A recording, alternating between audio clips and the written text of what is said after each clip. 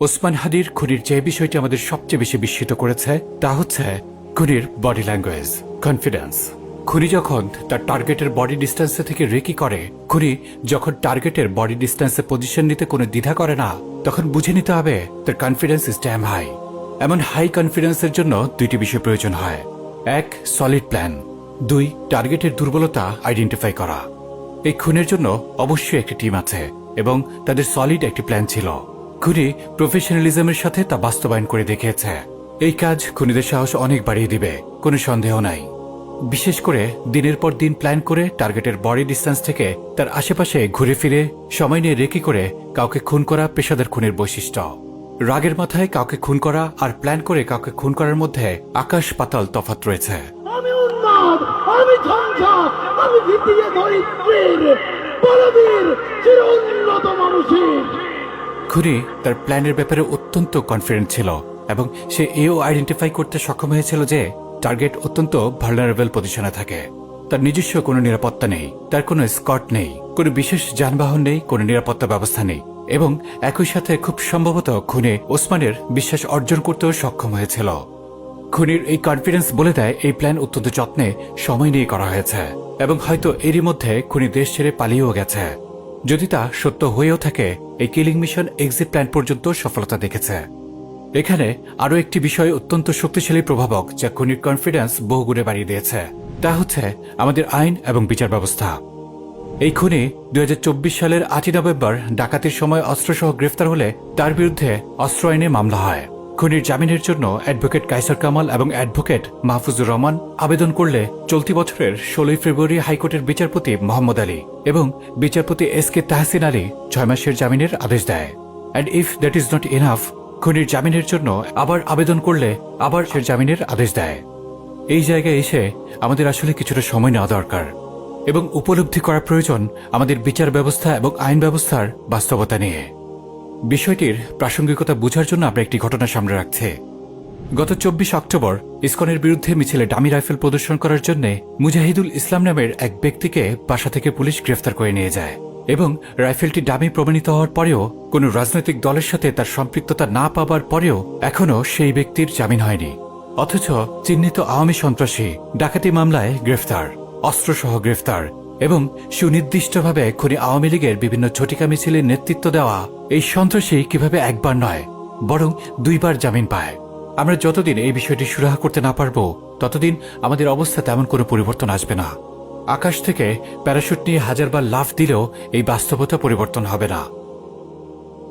লক্ষ্য করুন, এগুলো কোনো বিচ্ছিন্ন অপরাধ নয়, বরং এগুলো কাঠামোগত অপরাধ।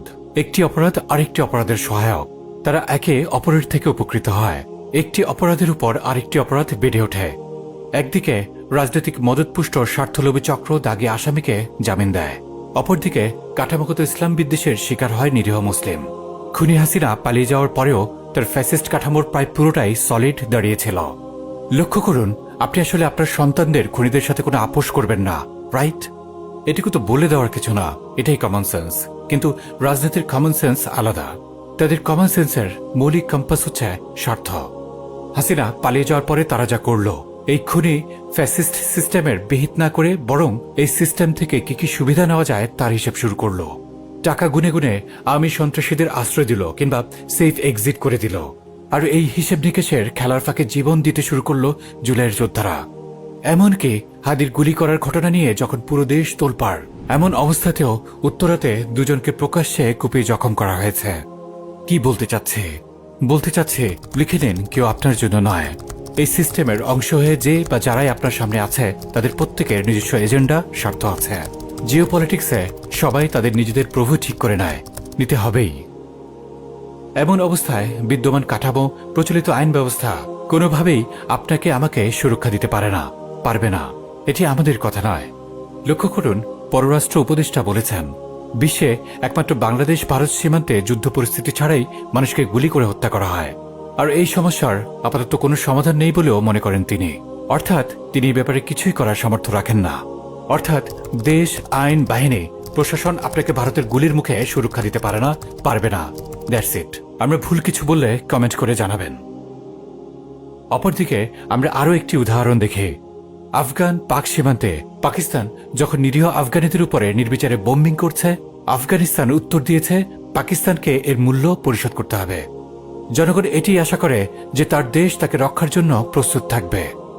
যেখানে নিজের দেশের জনগণের নিরাপত্তার ব্যাপারে উপদেষ্টা সাহেবের পারফরম্যান্স ডাস্টবিন লেভেলের, সে একই উপদেষ্টা জাতিসংঘের সাধারণ পরিষদের অধিবেশনে আফগান নারী ও শিশুদের অধিকার নিয়ে নসিহত করেন। That is what we call a pure disgrace. আমরা বলেছিলাম বিদ্যমান কাঠামো প্রচলিত আইন ব্যবস্থা কোনোভাবেই আপনাকে সুরক্ষা দিতে পারবে না, বরং এই কাঠামো তার এজেন্ডা মাফিক উল্টো আপনার নিরাপত্তা নষ্ট করবে, আপনার জন্য হুমকি হয়ে উঠবে।